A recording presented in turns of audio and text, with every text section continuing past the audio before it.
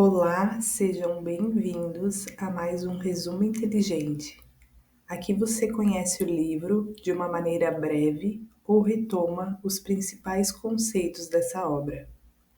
Hoje vou apresentar para vocês o livro Talvez Você Deva Conversar com Alguém. Ele conta a trajetória de uma terapeuta, alguns casos de consultório para ilustrar o dia a dia de um consultório. Os medos, as aflições, os pedidos de socorro que levam a pessoa a procurar um profissional. E como o terapeuta reage quanto a essas questões em sua vida? Todos nós precisamos de ajuda, afinal, terapeuta ou não, todos somos humanos. Fique comigo até o final e eu tenho a certeza que você terá muitas reflexões ao longo do caminho. Vamos começar? Uma vez, durante um estágio, uma supervisora me disse: todo mundo tem um lado simpático. E para minha grande surpresa, descobri que ela tinha razão. É impossível conhecer as pessoas profundamente e não acabar gostando delas. Deveríamos pegar adversários mundiais e colocá-los em uma sala para compartilharem as suas histórias e as experiências que os formaram, seus medos, suas lutas, e eles acabariam subitamente se dando bem. Na minha prática clínica, eu percebi que alguns comentários inconvenientes estão disfarçados à real intenção da pessoa. Isso nada mais é do que uma defesa dela contra a proximidade de qualquer pessoa, ou para não assumir a sua necessidade de outro ser humano em sua vida. Outra coisa que eu tenho notado é que todo mundo está lidando com algum tipo de dor. Como terapeuta, sei muito sobre a dor, sobre as maneiras como a dor está ligada à perda. Mas também sei algo menos entendido normalmente, que a mudança e a perda andam juntas. Não podemos ter mudança sem perda, motivo pelo qual é tão frequente as pessoas dizerem que querem mudar, mas mesmo assim continuam exatamente iguais. Cada pessoa luta diariamente com os seus medos, tristezas, angústias, com os seus demônios internos. Todo mundo tem demônios, grandes, pequenos, barulhentos, sejam do tipo que forem. Esses demônios comuns são testemunhos do fato de que, afinal de contas, não somos um ponto fora da curva. E é com essa descoberta que podemos criar um relacionamento diferente com os nossos demônios, no qual já não tentamos encontrar justificativas para ignorar uma voz interior inconveniente ou entorpecer os nossos sentimentos com distrações, como vinho ou comida em excesso ou horas navegando na internet. Um dos passos mais importantes da terapia é ajudar as pessoas a assumir responsabilidade por suas crises em andamento, porque uma vez que elas descobrem que podem e devem construir suas próprias vidas, veem-se livres para gerar mudanças. Contudo, frequentemente as pessoas sustentam as crenças de que a maioria dos seus problemas é circunstancial ou situacional, que provém de causas externas. E se os problemas são causados por todos e por tudo, por algo alheio a elas, por que deveriam se dar ao trabalho de mudar a si mesmas? Às vezes, nós somos o motivo das nossas dificuldades, e se conseguirmos deixar de lado as nossas maneiras de ser, algo surpreendentemente acontece. Capítulo 2. Existem muitas maneiras de se contar uma história. E se eu aprendi uma coisa, como terapeuta, é que a maioria das pessoas se enquadra no que os terapeutas chamam de narradores não confiáveis. Isso não quer dizer que elas enganam propositalmente. O que acontece é que cada história tem múltiplos fios e elas tendem a deixar de fora aqueles que não se enquadram em suas perspectivas. A maior parte do que os pacientes me contam é totalmente verdade, do ponto de vista deles naquele momento. Pergunte sobre o seu cônjuge enquanto os dias ainda estão apaixonados. Depois faça a mesma pergunta após o divórcio. E cada vez você terá apenas metade da história. Quando você diz a alguém que é psicoterapeuta, geralmente provoca uma pausa de surpresa, seguida por perguntas inconvenientes, do tipo: é para eu te contar sobre a minha infância? Ou você vai me analisar? Por que eu faria isso? Se eu fosse uma ginecologista, você perguntaria se eu estava prestes a fazer um exame pélvico? Mas eu entendo de onde vem essa reação. Ela se resume do medo de ser exposto, de ser descoberto. Coisas do tipo: você vai perceber as inseguranças que eu escondo com tanta habilidade? A terapia provoca reações estranhas porque, de certa maneira, é como a pornografia.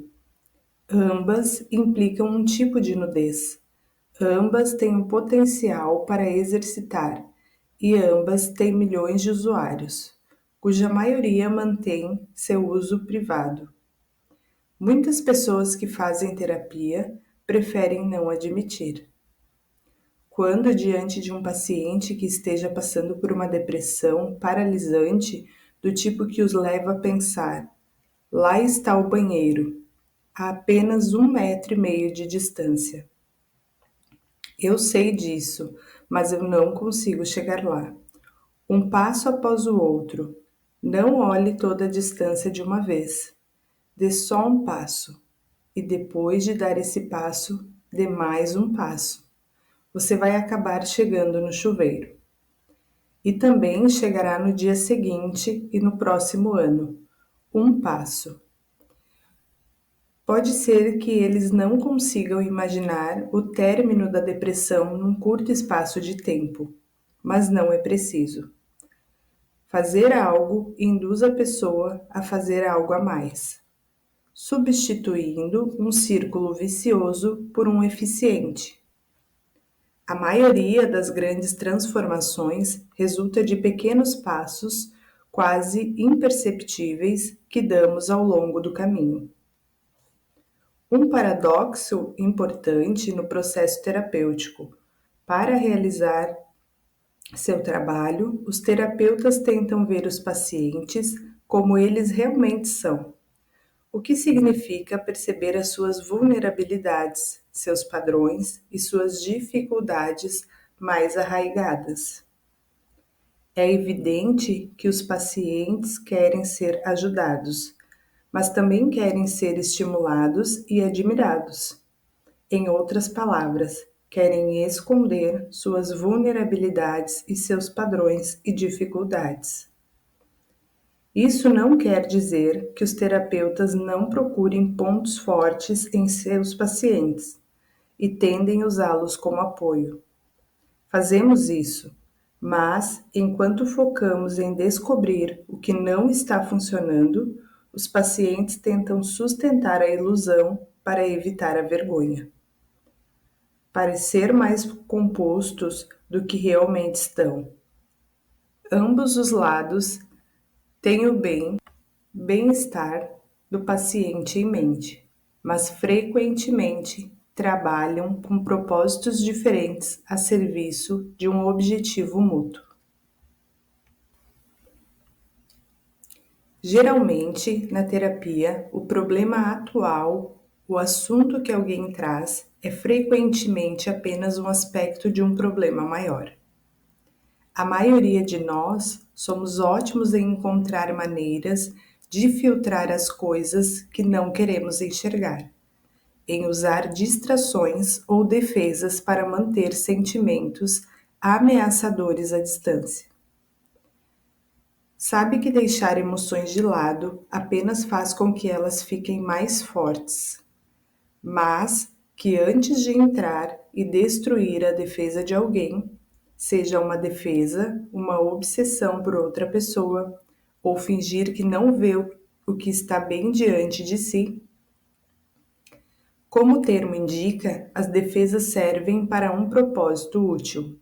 Elas protegem as pessoas de traumas até não serem mais necessárias. Os budistas têm algo que eles chamam de compaixão idiota. Na compaixão idiota, você evita balançar o barco para poupar o sentimento das pessoas, ainda que o barco precise ser balançado, e a sua compaixão acaba sendo mais nociva do que a sua honestidade. As pessoas fazem isso com adolescentes, cônjuges, viciados, até consigo mesmas. Seu oposto é a compaixão sábia, que significa importar-se com a pessoa, mas também lançar-lhe uma amorosa bomba de verdade, quando necessário. Todo mundo que faz terapia preocupa-se que o que pensa ou faz possa não ser normal ou bom. E, contudo, é a nossa honestidade com a gente mesmo que nos ajuda a dar sentido à nossa vida, com todas as suas nuances e complexidades. Reprima esses pensamentos e é provável que você se comporte mal. Reconheça-os e crescerá. Gostaria de falar sobre algo muito importante que acabamos jogando para baixo do tapete e, por vezes, tentamos esconder nossos sentimentos. Gostaria de falar sobre o luto. Vivemos diversos lutos ao longo das nossas vidas. O final de um relacionamento, a troca da escola ou de um emprego, uma troca de cidade, a perda de um ente querido, entre outras perdas que vão acontecendo no ciclo natural da nossa vida. O luto, não é de surpreender, pode se parecer com uma depressão. Existem várias camadas da perda. Existe a perda real, o fim de um relacionamento, por exemplo. A perda subjacente, o que ela representa. E é por isso que muitas pessoas, a dor de um divórcio é apenas em parte a perda da outra pessoa. Muitas vezes ela inclui com a mesma intensidade o que a mudança representa: um fracasso, uma rejeição, uma traição, o desconhecido e uma história de vida diferente daquela que era esperada. Você precisa respeitar os seus lutos, se acolher e resguardar nesses momentos. Não existe um tempo de cura definido. Pode levar dias, meses ou até mesmo anos. A sua dor é sua. Respeite-a, acolha, para que no momento certo você consiga se recuperar.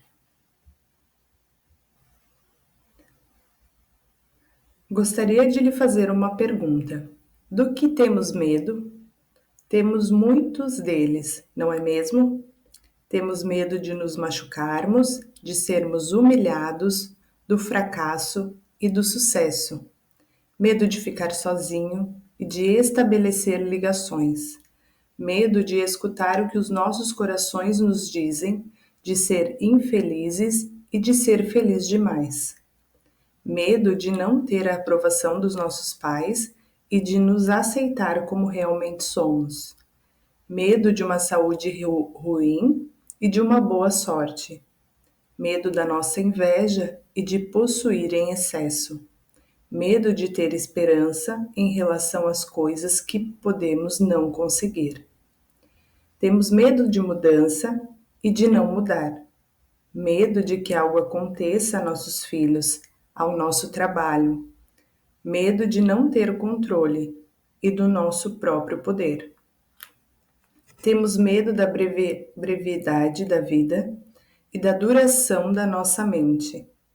Por fim, temos medo de que, depois de mortos, não façamos mais falta. Medo de ser responsáveis pela nossa vida. Às vezes, leva-se um tempo para admitirmos os nossos próprios medos, principalmente a nós mesmos.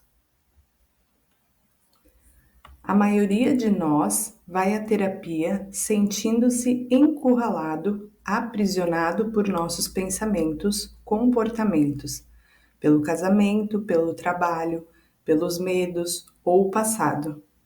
Às vezes, aprisionamo-nos com uma narrativa de autopunição.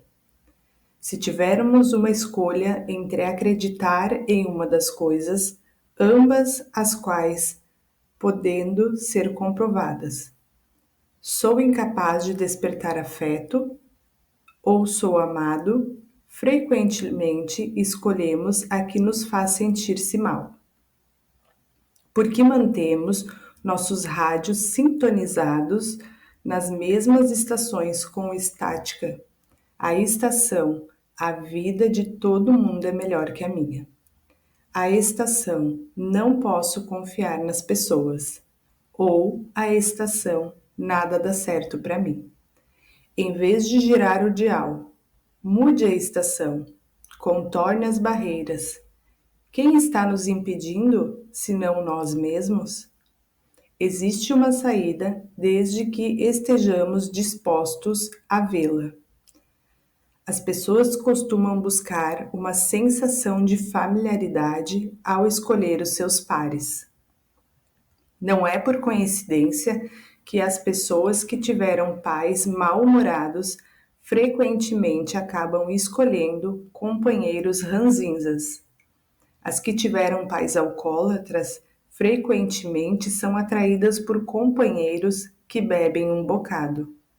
Ou aqueles que tiveram pais reservados ou críticos, vejam-se casando com cônjuges retraídos ou exigentes. Por que as pessoas fazem isso consigo mesmas? Porque a atração para esse sentimento do familiar dificulta distinguir o que elas querem como adultas daquilo que experienciaram quando crianças. Elas têm uma atração inquietante por pessoas que compartilham características de um genitor que, sob algum aspecto, as magoou. No começo de um relacionamento, essas características mal são perceptíveis, mas o inconsciente tem um sistema de radar bem afinado, inacessível à mente consciente. Não é que as pessoas queiram se machucar novamente, mas sim dominar uma situação na qual se sentiam impotentes quando criança. Talvez, dessa vez, o inconsciente imagina: eu posso voltar e curar aquela ferida de tempos atrás, envolvendo-me com alguém familiar, mas novo. O único problema é que ao escolher companheiros familiares, as pessoas asseguram o resultado oposto. Elas reabrem as feridas e se sentem ainda mais inadequadas e indignas do amor. Uma das coisas que mais me surpreende como terapeuta é a frequência com que as pessoas queiram que eu lhe dissesse o que fazer, como se eu tivesse a resposta certa, ou como se existisse uma resposta certa ou errada. Precisamos nos lembrar que podemos entender as pessoas e ajudá-las a escolher o que querem fazer. mas não podemos fazer suas escolhas de vida para elas. Percebi que as pessoas se ressentem do que lhes digam o que fazer. Sim, elas podem pedir que lhes digam, repetidas e incansavelmente, mas depois que você cede, o alívio inicial que sentem é substituído por um ressentimento. Isso acontece mesmo se as coisas correrem bem, porque no fundo os seres humanos querem ter o poder sobre as suas próprias vidas.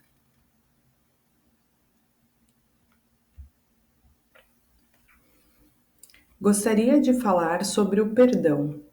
O perdão é uma coisa tão ardilosa quanto podem ser os pedidos de desculpas.